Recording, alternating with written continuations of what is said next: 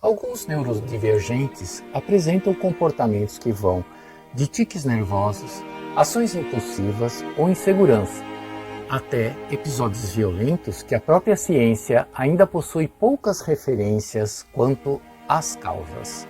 Entre os comportamentos impulsivos estão os movimentos repetitivos e os sons indesejáveis, que definem o que chamamos de síndrome de Tourette ou Tourette, e os atos repetitivos, que representam o transtorno obsessivo-compulsivo, o TOC.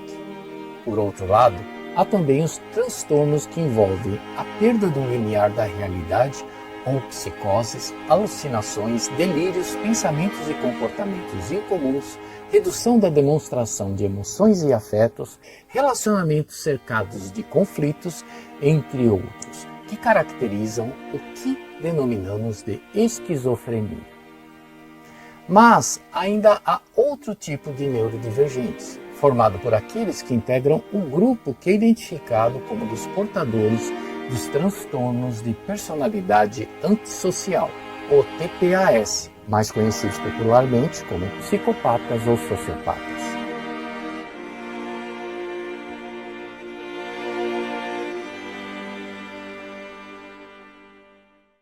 Você já deve ter ouvido uma música do Kid Vinil, sucesso dos anos 1980, que tinha o seguinte refrão: isso me dá um tic-tic nervoso, tic-tic nervoso, tic-tic nervoso.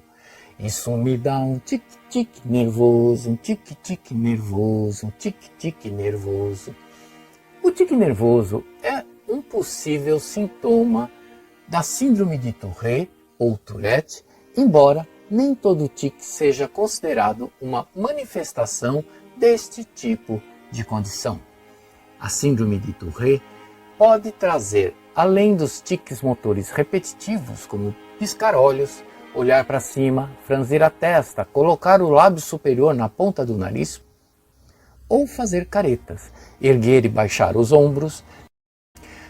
Mas ele também pode se manifestar por meio de reflexos vocais, como emitir certos gemidos, tossir sem necessidade, pigarrear à toa e até dizer palavras ou frases obscenas. Sim, a repetição de um som, palavras ou o final de frases ditas por outras pessoas também caracterizam este tipo de síndrome. Neste caso, ocorre o que denominamos como ecolalia. De toda forma, o comportamento causa constrangimento, irritabilidade e ansiedade nos portadores desse transtorno. Trata-se de um distúrbio neuropsiquiátrico que costumeiramente surge durante a infância e pode acompanhar o indivíduo pela vida toda. Todavia, varia com a intensidade, tornando-se mais acentuado em situações de estresse. O que se pode afirmar é que a síndrome de Tourette ou Tourette tem início antes da maioridade, requer tratamento terapêutico e, por vezes, necessita de medicação antipsicótica. Pode estar relacionada ao TOC, transtorno obsessivo-compulsivo, ao TDAH, transtorno de déficit de atenção e hiperatividade, ou a dificuldades de aprendizagem. Embora estudos apontem condições hereditárias para esses tipos de transtornos, não há ainda algo conclusivo. O TOC, transtorno obsessivo-compulsivo, é uma condição psiquiátrica associada à ansiedade. É caracterizada por pensamentos, imagens e ideias que dominam uma pessoa de um modo incontrolável e persistente, o que a leva a repetir alguns atos em um looping interminável, exaustivo e de um modo ritualístico. Entre os comportamentos mais comuns estão a averiguação se foi feito algo que desejava, como fechar a porta da casa, do carro, a compulsão por limpar o mesmo lugar repetitivamente, a higiene pessoal excessiva, contagem e conferência de algo, deixar tudo organizado simetricamente perfeito, colecionar itens, entre outras ações. Podem variar em grau de acordo com a pessoa. é outro tipo de transtorno muito pouco conhecido pela ciência, tanto que suas causas ainda são pouco entendidas, mas acredita-se que ocorra por falta de comunicação entre regiões específicas do cérebro, distúrbios psicológicos, problemas familiares e ansiedade. Os medos, as inseguranças, o pessimismo, os pensamentos negativos acompanham a maioria dos portadores do TOC. Tais comportamentos tornam-se grandes dificultadores de enlaces sociais e impactam sobremaneira na vida dos portadores dessa perturbadora condição. O tratamento envolve terapias e o uso ou não de medicamentos como antidepressivos. A participação da família é importantíssima no processo e o tratamento deve começar tão logo se verifique a presença de obsessão e compulsão por parte do portador. Contar passos e degraus, descrever a quantidade exata de roupas e sapatos, enumerar gavetas. Assim é o comportamento de Grace Lisa Vanderburg, personagem do romance Tudo Se Conta, que sofre transtorno obsessivo compulsivo, uma doença grave, cujo tema a escritora Toni Jordan aborda em seu livro de estreia, que se tornou best-seller na Austrália e na Inglaterra. A trama é muito bem desenvolvida, dotada de traços de ironia e transcorre de uma maneira leve e bem-humorada.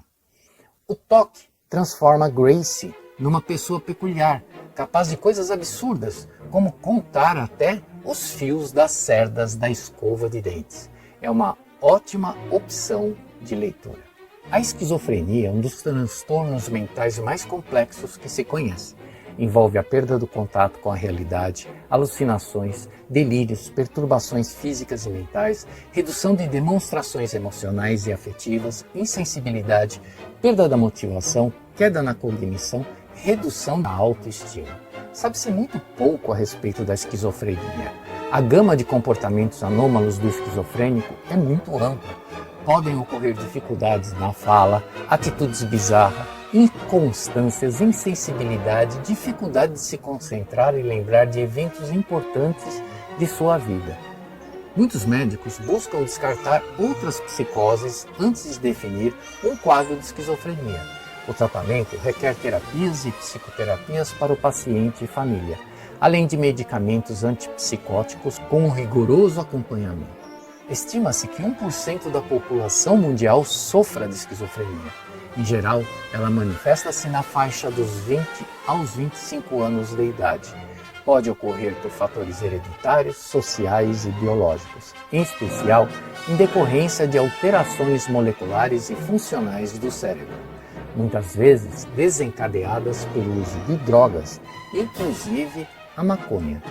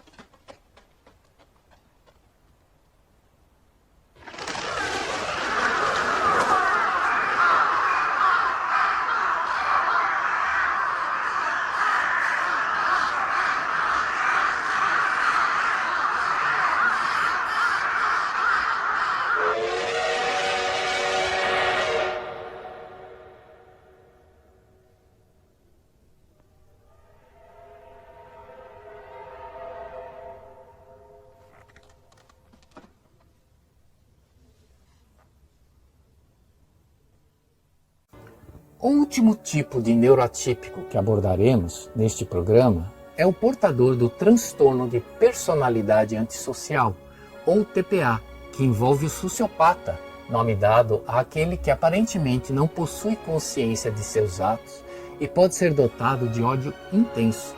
Popularmente, usamos o termo psicopata para indicar o sociopata mais cruel e violento, tal qual um serial killer. Assim sendo, o termo é mais figurativo do que técnico. O personagem Coringa do Batman é um exemplo de sociopata descrito como psicopata. O portador do TPA, em geral, é antissocial, tem comportamento invasivo, de desrespeito e violência dos direitos alheios. Costuma surgir na infância ou na adolescência e caracteriza-se por comportamentos repetitivos, desrespeitosos e violador de regras sociais, como a violência contra pessoas e animais, depredação e furtos. Quando adultos, os portadores desse transtorno mantêm-se insensíveis à dor alheia, não respeitam as normas legais e sociais, são muitas vezes cruéis, desrespeitam, agridem, transgridem, roubam e violam. Podem cometer assassinatos em série, abusar sexualmente de pessoas indefesas, inclusive crianças. Assim como a esquizofrenia, o TSA também requer um diagnóstico de exclusão de outras patologias, além da verificação de transtornos de personalidade e comportamentos psicóticos, o uso de mentiras, subterfúgios, falsidade ideológica, golpes e trapaças para tirar proveito próprio.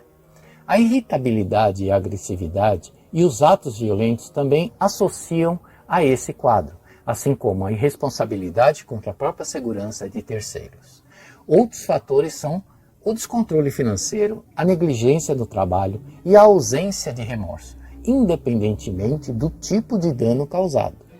Um livro fantástico que traz um protagonista psicopata chamado Bentinho é O Novo Messias, de Miller Magnussen, publicado pela editora Uirapuru.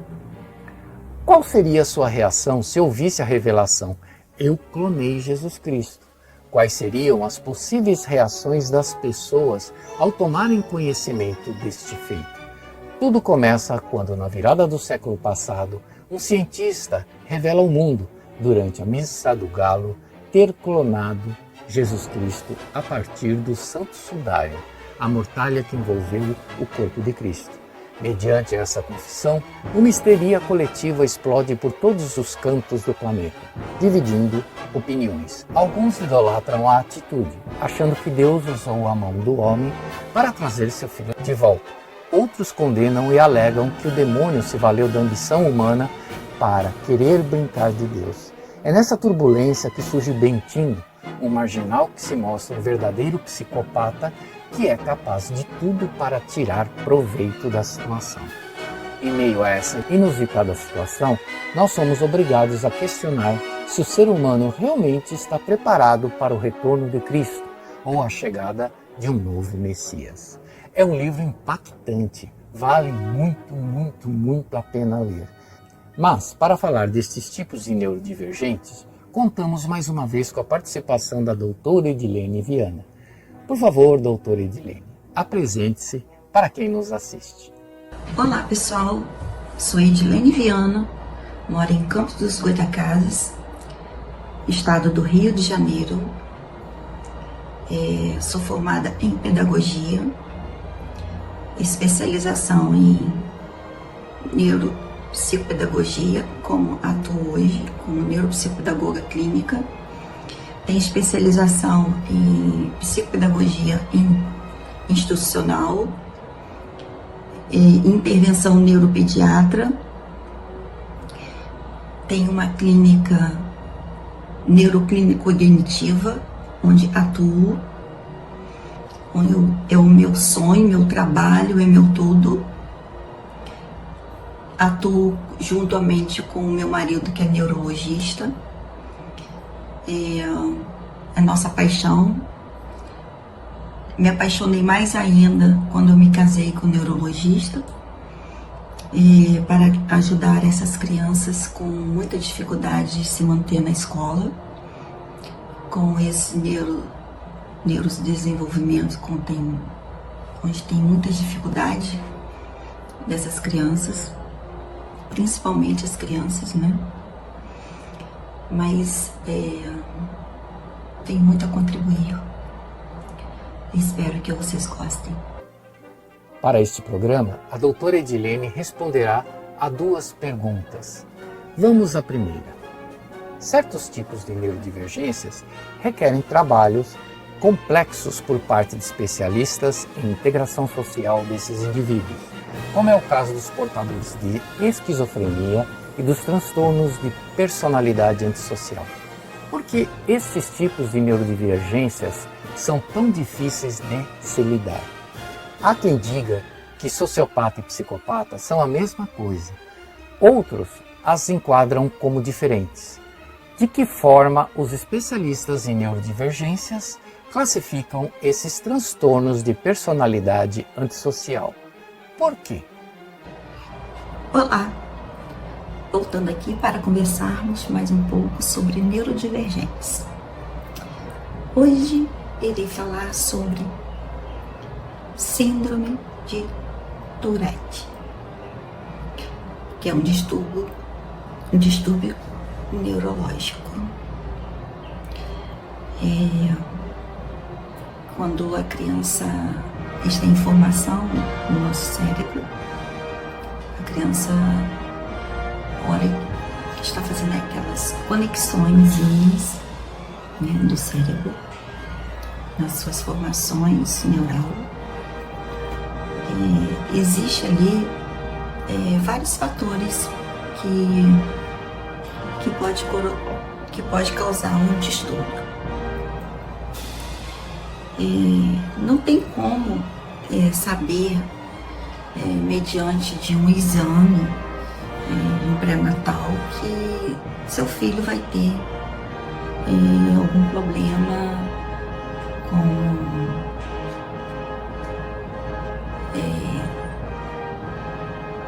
síndrome de Tourette, ou se ele vai ter TDAH, ou se ele vai ter TEA, né? Se é autista. Não tem como saber. Só tem como saber quando o síndrome de Down, porque faz o exame, porque a genética aí consegue comprovar pela genética da formação do embrião. Aí sim você consegue saber, hoje consegue saber, né? Antigamente não, mas hoje consegue saber se a formação do feto vai se desenvolver com alguma síndrome da malformação.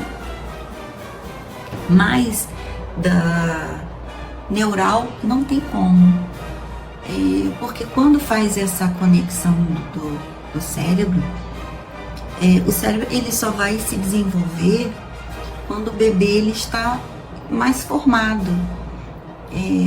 Quando chega lá nos seus 6 meses, né, 7 meses, onde vai fazendo mais essas conexões neural, né, e que entra a parte de conexões frontal, tanto que a última parte do cérebro que é desenvolvida é a parte frontal. A criança nasce e a parte frontal ela ainda continua a se desenvolver.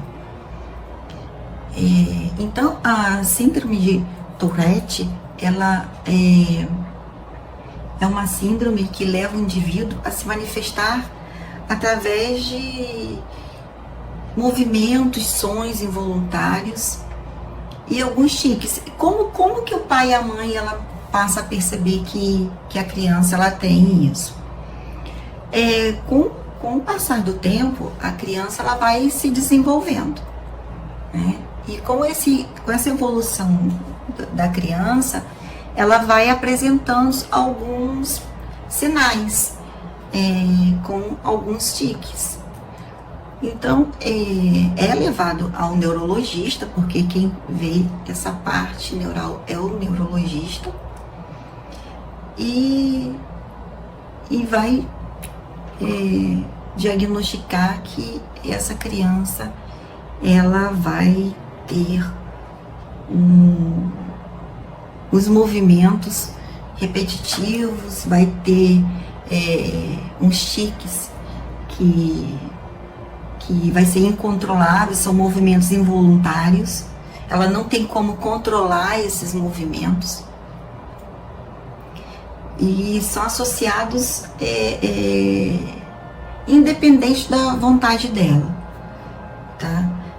Aparece esses tiques, eles aparecem mesmo na infância mesmo, né? Quando a criança ela começa a desenvolver o contato com outra criança, contato com os objetos, e vai acontecendo ali essa transformação. E quando ela começa a movimentar braço, perna, olhos, e esses movimentos às vezes são repetitivos, e é por isso que os pais procuram um neurologista para ser avaliado. Quando a criança ela começa a frequentar a escola, se torna uma questão muito complexa, porque são uns tiques que ela não consegue controlar e às vezes as pessoas se sentem incomodadas com, por exemplo, ou está numa igreja, ou está num ambiente onde tem silêncio, no cinema, por exemplo, ou num evento musical, onde todo mundo está prestando atenção, um teatro, enfim. E a criança faz involuntariamente barulho, som, os gritos, e as pessoas às vezes ficam olhando, reclamam, está fazendo barulho, né? E os pais ficam incomodados com isso também. E não é porque a criança quer. A criança se sente incomodada também com isso. São movimentos que ela não quer fazer. E quanto mais ela tenta aprender isso, mais ela acaba fazendo, porque ela se sente incomodada, e com isso, e com esse incômodo dela que ela quer segurar, ela acaba fazendo mais ainda, porque é uma questão que dentro dela, isso dói, porque ela quer segurar e isso é involuntário. Quanto mais ela tenta segurar, porque é dentro do emocional dela, mais ela acaba colocando para fora. Se vocês já viram o filme, eu vou citar um filme aqui, que assistiu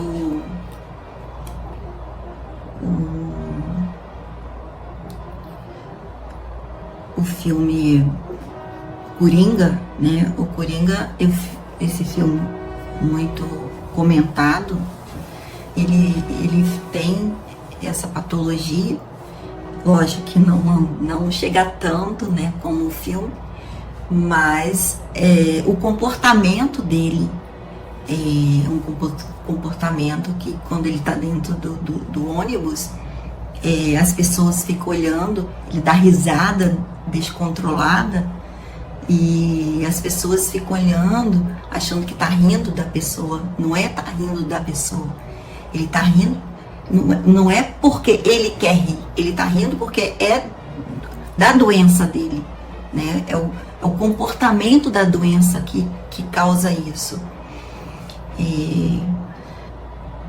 A suspeita da síndrome de Tourette é aconselhamento é buscar uma orientação de um neurologista, aquilo que eu falei para vocês, sempre tá orientando, porque ele vai ter que tomar uma medicação mas para controlar mesmo esses descontrole neural dele. A criança tem que ser um neuropediatra, lógico. E o tratamento abrange a psicoterapia, medicamentos antipsicóticos, né? Tem que ser com tratamento com mais medicamento com mais rigor, né? Com antipsicótico, para não causar nenhum transtorno assim mais severo, né? Que venha causar até algum problema mais prejudicial para ele e para a própria pessoa na rua, né? Porque quem está vendo pode achar que seja por causa da outra pessoa e não é. O sintoma é dele mesmo. Ocasionando, até podendo ocasionar lesões, outra pessoa vir agredi-lo, achando que ele está fazendo isso porque está debochando da outra pessoa, e não é. Ele tem que tomar essas medicações, que é uma medicações bem toxina, butanina, bem mais severa, né, da medicação. Mas enfim, e tem que fazer um acompanhamento com um psiquiatra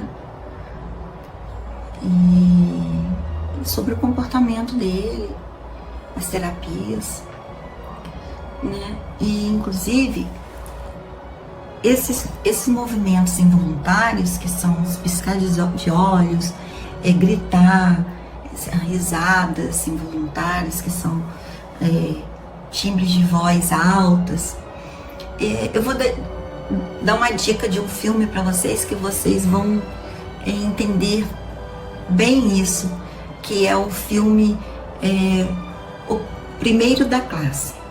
Esse filme, O Primeiro da Classe, ele mostra perfeitamente o que é esse transtorno. Começa na infância, como venho comentando, ele começa na infância, ele na escola, e como o diretor da escola levou esse conhecimento para toda a escola dentro do auditório. Foi muito bonito isso do que o diretor fez, contando sobre o seu transtorno, porque ele fez assim, de propósito, dentro de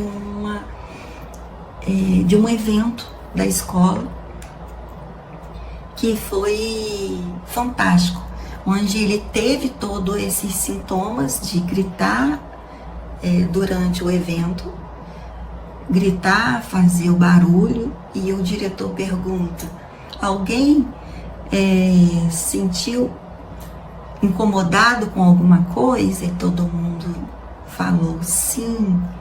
Aí citou, porque fulano fez barulho. E aí ele chamou o aluno e pediu para que ele contasse o porquê que ele faz esse barulho. E ele falou: eu tenho síndrome de Tourette. Não é porque eu quero, eu tenho essa síndrome e eu não tenho como controlar. E depois ele foi muito aplaudido pela turma. E assim seguiu o filme.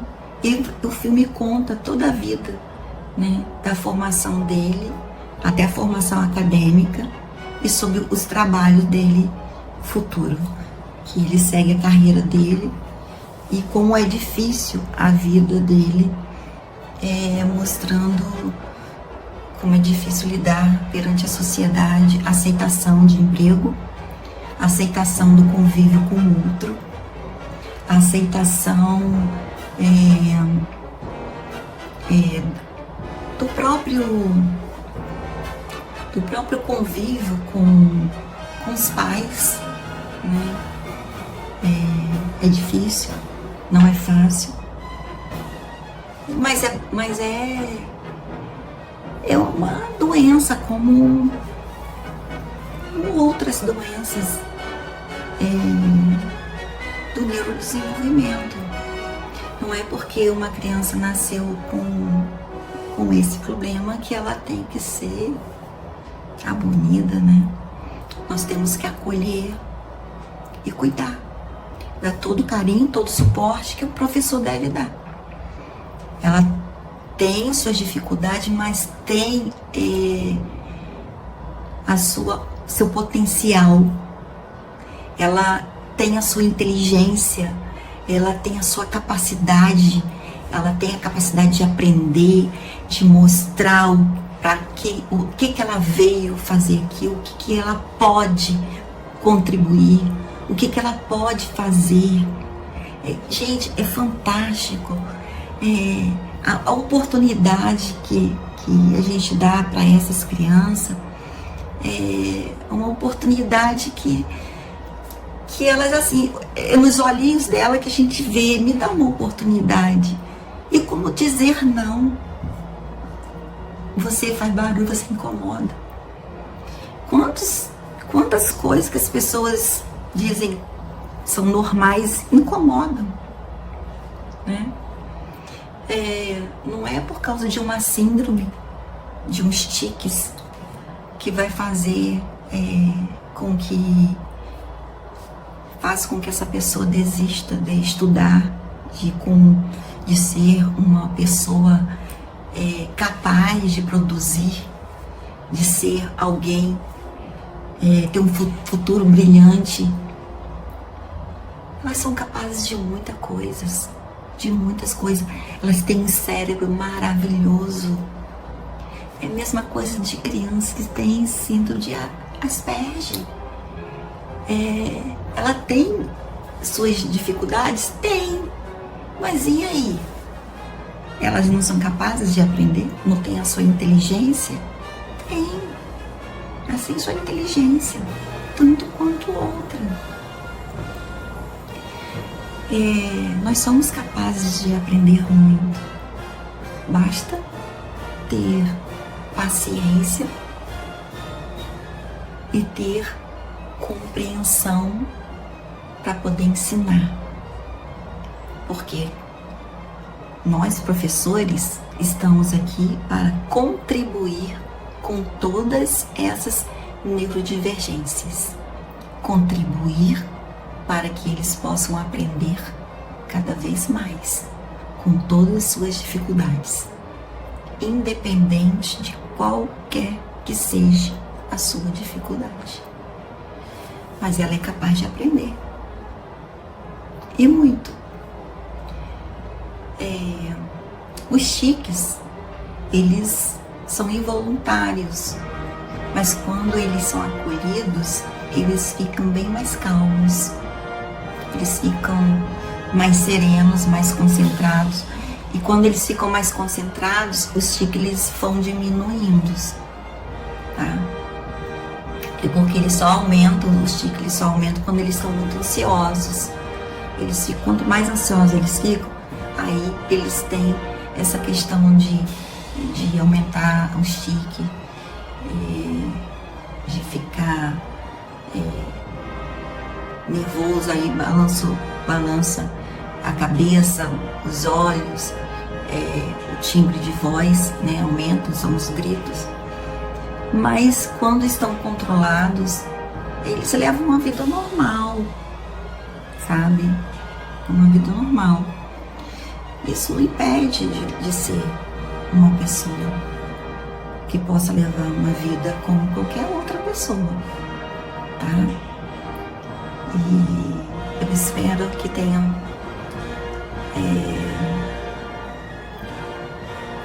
entendido isso. Eu espero que assista o filme, o primeiro da classe, que eu tenho certeza que vocês vão amar. Quem não viu, veja. Quem viu, eu tenho certeza que amou esse filme.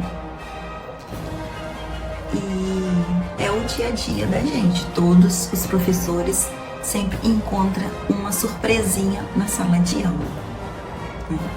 E nós, terapeutas, estamos aqui para contribuir com todos vocês. Até o próximo vídeo. A síndrome de Tourette ou Tourette transtorno que envolve movimentos repetitivos incontroláveis ou sons indesejados, o hábito de piscar repetidamente, retrair os ombros ou dizer impulsivamente palavras ofensivas e palavrões.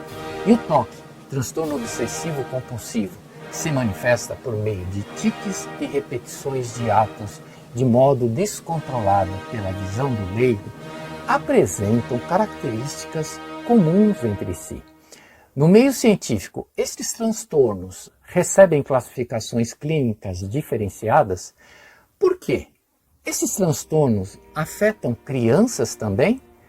Como costumam ser tratados? Olá pessoal, voltando aqui para conversarmos mais um pouco sobre neurodivergentes. Agora vamos falar um pouco sobre algumas doenças que temos neurológicas, como a esquizofrenia, que acabam afetando muitos adolescentes, que é descoberto geralmente na adolescência ou na fase adulta, e que tudo começa na infância, com a sociopatia e a psicopatia. E como nós podemos descobrir isso na infância? Bom, além de ser neuropsicopedagoga clínica, eu também sou estudante de psicologia. E essa parte é uma parte que vem associar muito essa parte com mais na parte psicológica mesmo, tá? Na parte de psiquiatria, na parte da psicologia como um todo. E como a gente pode descobrir que uma criança ela tem a sociopatia e a psicopatia? Isso a gente precisa muito da ajuda dos professores, principalmente dos professores. Lógico, os pais, porque os pais às vezes escondem muitas coisas dos terapeutas e dos médicos. Olha, eles vão fazer reclamação para os médicos do que como os filhos estão, às vezes porque são agressivos, violentos, mas muita coisa fica muito escondida. Até por medo mesmo da aceitação. E quando a gente pega uma criança para fazer uma avaliação neuropsicológica, a gente acaba descobrindo muita coisa dessas crianças. E através dessas avaliações, tanto na parte clínica de avaliação, quanto na parte quando a gente faz uma entrevista com a anamnese com os pais. A gente passa a descobrir muita coisa. E quando a gente tem esse respaldo da escola, a escola ajuda, que é o fundamental, principalmente quando se trata dessa relação da criança com outra criança. Quando a gente descobre que uma criança ela é sociopata, é muito que é difícil de dar esse diagnóstico, porque ela é muito confundida. Ela pode ser confundida com autismo, ela pode ser confundida com TDAH, e é muito mais confundida com diagnóstico de autismo. Por que isso? Porque ela tem um transtorno de personalidade antissocial. É uma pessoa que não se tem um diálogo com outras crianças, e quando tem é com agressividade. Dificilmente ela consegue se comunicar de forma adequada. São sintomas que podem variar de pessoa para pessoa. Algumas geralmente falta de empatia, sensibilidade em relação a sentimentos alheios, desrespeitam os direitos de seus colegas, ela não tem respeito por nada, ela ultrapassa todos os limites, tendência a mentir compulsivamente, ela mente para os professores, dizendo que não foi ela, foi outra, e chora, faz um drama, é como se ela acreditasse na própria mentira dela. Ela consegue fazer com que o outro acredite na versão dela. Engana as outras pessoas assim, com maior, vou dizer com facilidade, mas ela é convincente fazer com que a outra pessoa acredite naquilo que ela está dizendo. Usa de charme, manipula a pessoa, faz com que o prazer dela com as outras pessoas seja favorável a ela.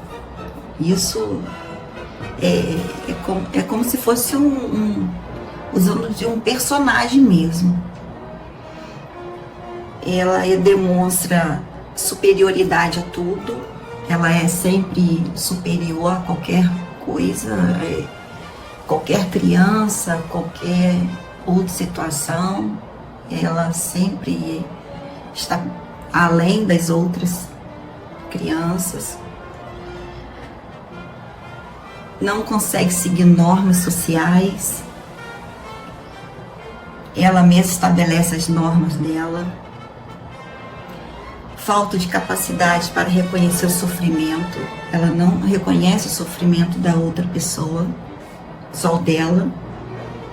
Comportamentos inadequados sem demonstrar arrependimento, ela não tem arrependimento e é como se ela fosse vítima de tudo. E quando isso é relatado para os terapeutas, isso é de extrema importância, porque isso faz com que a gente junte com todos os dados que é coletado junto com os pais e com o que é observado durante a avaliação, para que a gente possa chegar a um diagnóstico.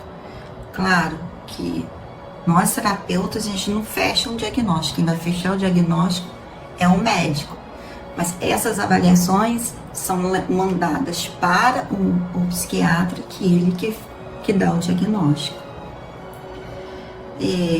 Essas crianças também, elas podem desconhecer o interesse, desconhecer totalmente o interesse de normas, do comportamento inadequado, sem demonstrar arrependimento, irritabilidade, agitação, e é o que acontece muitas vezes com que as crianças, os pais ou os profissionais da educação confundam isso com criança autista. Quando a criança ela fica irritada e agressiva ou violenta, julgam logo achando, ela é autista, e às vezes não tem nada a ver com autismo, nada a ver com autismo. Tem uma criança que estava fazendo acompanhamento em uma clínica que eu trabalhava, e exatamente isso. Estavam fazendo uma avaliação, achando que essa criança estava dentro do transtorno do espectro do autismo, e na verdade essa criança era um sociopata. E fomos descobrir como. Depois que o pai começou a observar certos comportamentos em casa, o que essa criança fazia com os animais, pegava o rabo do animal, fazia covardia com o animal, rodava, sabe, dentro de casa, e dava risada.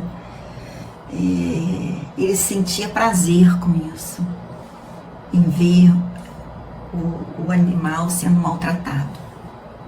Então, são essas coisas que tem que ser muito observadas, tem que ser dito ao profissional, sim, é de extrema importância, porque é através disso que a gente pode chegar a uma conclusão, porque é muito importante, porque uma criança ela não pode ter um diagnóstico errado, porque quando fecha um diagnóstico de uma criança com um erro, por exemplo, uma criança que ela tem sociopatia e que leva uma psicopatia e futuramente causa uma esquizofrenia, é um tratamento que deixa de fazer na infância e que vai levar isso durante a vida dela, durante toda a sua adolescência, chegando à vida adulta, que poderia estar sendo minimizada na infância. Por isso que é errado, tem que prestar bem atenção em todos os sintomas, todos. Então, nunca deixe de falar o que está acontecendo com seu aluno. Todos os detalhes são importantes. O que essa criança faz em sala de aula, se ela ajuda o colega, se ela não ajuda o colega, se ela tem empatia pelo amigo, se não tem, se o comportamento dela é de colaborador, né, com os demais, se não é. Esse comportamento todo é importante que o professor observa, tem essa observação, porque é essa coleta que os profissionais da multidisciplinar, tanto fono, quanto psicólogo, quanto terapia ocupacional, quanto psicopedagogo, nós coletamos da escola para que a gente possa saber o que realmente acontece com essa criança em sala de aula. Porque todas essas informações é muito válida para que a gente possa chegar a um denominador comum com todos os profissionais. A psicopatia é uma forma mais grave do transtorno da personalidade, que é o sociopata. Ele, como eu falei, ele é muito agressivo com os animais, ele é frio, ele é calculista, ele vai analisar aonde ele vai fazer aquela maldade com aquela pessoa, ele vai esperar o momento certo para agir, ele causa dor sem sentir qualquer tipo de sentimento. Ele não tem sentimento de culpa ou de receio ou